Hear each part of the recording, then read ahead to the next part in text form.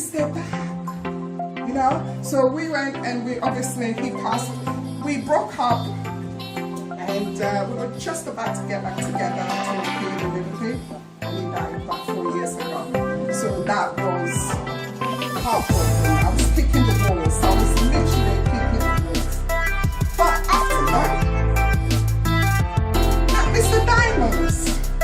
Some of you probably don't know about this, but when you're young, your mindset is different. Mr. Diamond, how do you know Mr. Diamond? I was in a rebound, and I used to smuggle diamonds. I did. I used to sell diamonds. I think you know the person. That's why you're laughing. I used to sell diamonds. So when I met Mr. Diamonds, and went there, and he was talking.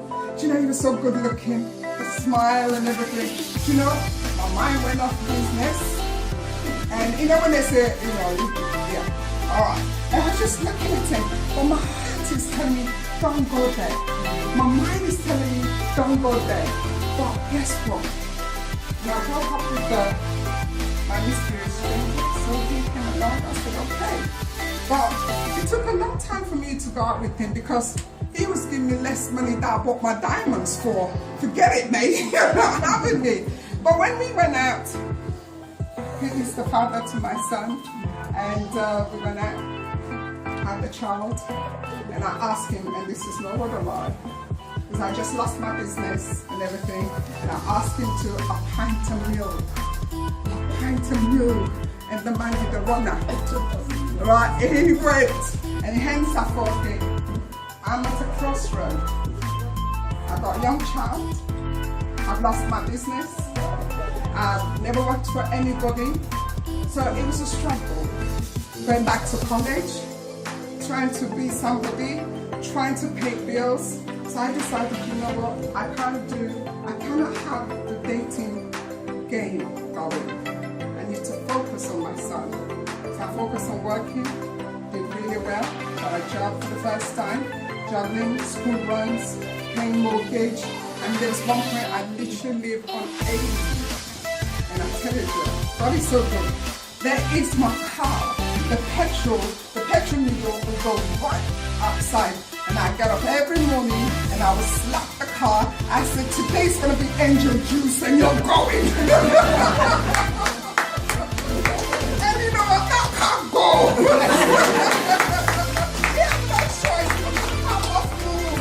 Yeah, so we did that, we went for a while. We got back up together a bit, but then I realized, why am I going back?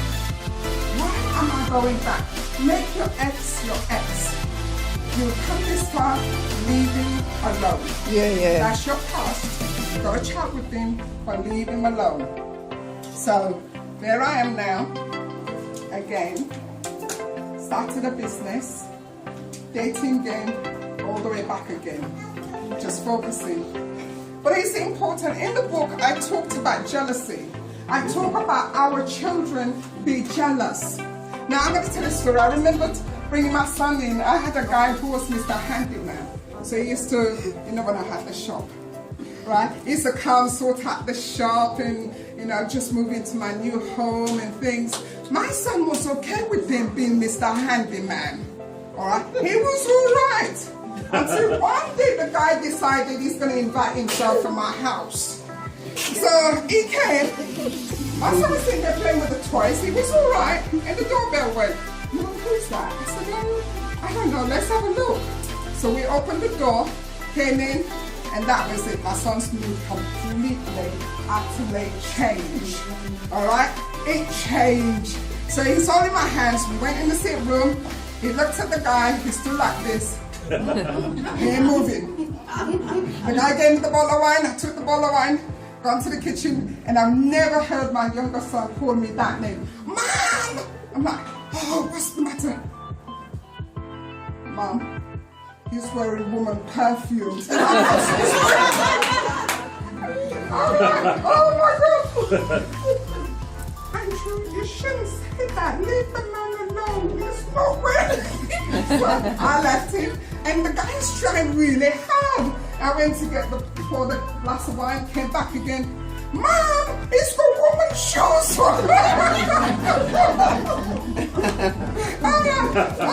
No, it's not wearing women's shoes on. It's men's shoes with the point with it. Okay. It made the guy so uncomfortable. The guy left. Alright, the guy left. When the guy needed to hug, you saw that come to hug me. It's like,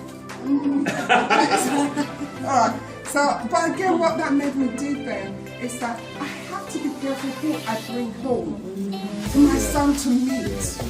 Alright? So I thought, I don't want the hassle, I don't want him to be molested, I don't want him to be treated in any way. So I decided, we're dating him again on the back burner, end up not going on a date. But Mr. Diamond at the picture, nobody's seen the picture for nearly 10 years. I started with Mr. Tent, but I try not to speak no bad about anybody that I dated, rather respects the man. But what Mr. Tent did was bring me back to the world of dating.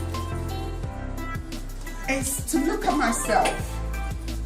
When we went for that date, I realized although he ticked all the boxes at the time, but he's also a lone father at the time, but his children all grown up, so he ticked the boxes, he worked, he's got his own business and everything.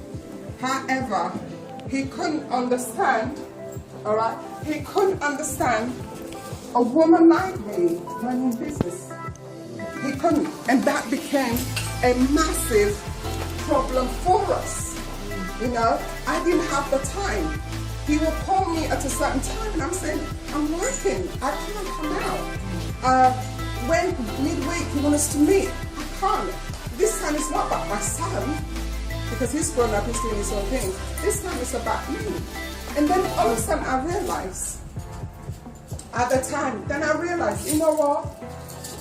Although my mind and body feels I am ready to date, but actually I'm not ready to date. Emotionally, I wasn't ready to date. The next one, I didn't have the time whatsoever to date.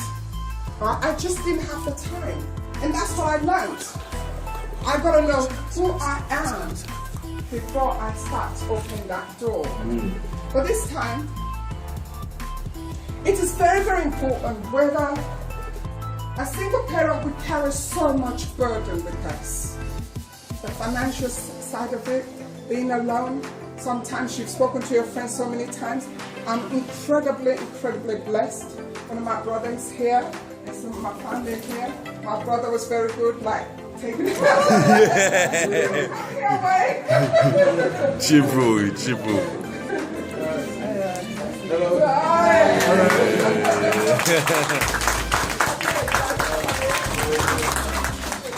In terms of that, he stepped forward. Having my son, my other sisters as well, they all stepped forward. Somebody babysitting here and there, But the whole thing about that, I needed to know, what am I value? What is my value? What is my worth? I realized I cannot date as I used to date. I now have to change the picture.